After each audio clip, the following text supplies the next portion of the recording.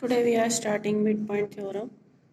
The statement of the theorem is the line segment joining the midpoints of two sides of a triangle is parallel to third side and is equal to half of it. Once again I am telling you the statement of midpoint theorem. Line joining the midpoints of two sides of a triangle is parallel to third side and is equal to half of it.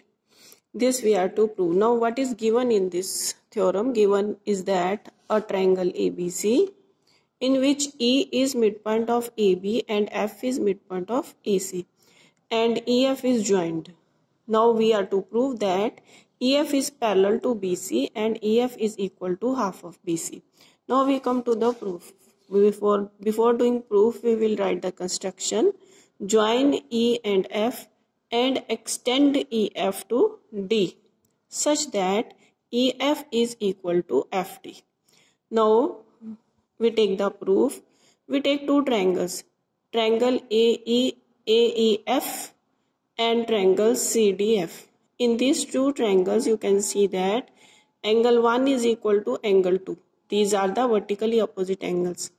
Now EF is equal to FD by construction and AF is equal to FC because F is given the midpoint of AC. Therefore we say AF is equal to FC. Once again you see in triangle AEF and triangle CDF, EF is equal to FD by construction, AF is equal to CF given, angle 2 is equal to angle 1, vertically opposite angles. Therefore triangle AEF is congruent to triangle CDF by side angle side condition. See here, side then angle then side. By side angle side condition, this triangle and this triangle, these two triangles are congruent. Now if these two triangles are congruent, it means that angle 3 is equal to angle 4. But see, this is the line and this is the line and this one is intersecting. Then it means that these 3 and 4 are the alternating angles. If these alternating angles are equal, it means that the lines are parallel. Means AB is parallel to CD. What we have proved? We have proved that angle 3 is equal to angle 4. But these are alternate angles. Therefore, AB is parallel to CD. Now, if AB is parallel to CD, it means that EB is parallel to CD because EB is a part of AB. Then now we have proved EB is parallel to CD. Because these two triangles are congruent, therefore we say that AE is equal to CD by CPCT.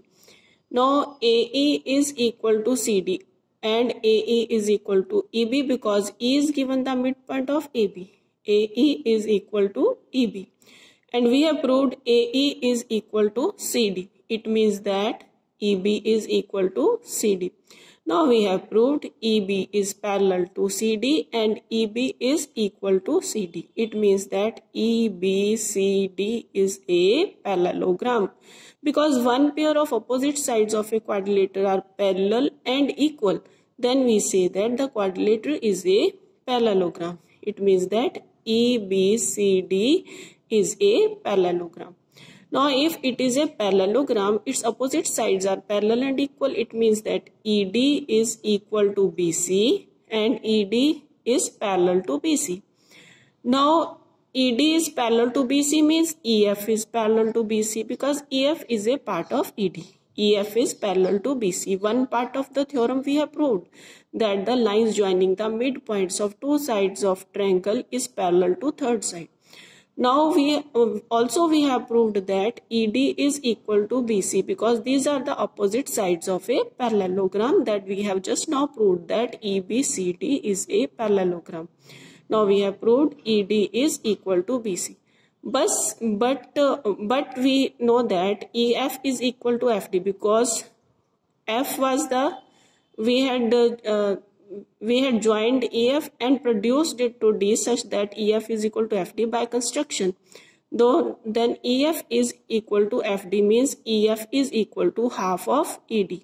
But ED is equal to BC, it means that EF is equal to half of BC. Then we have proved the next part of the theorem also that the line joining the midpoints of two sides of triangle is parallel to third side and is equal to half of it. In this way, we prove this midpoint theorem. Now you can see it from here.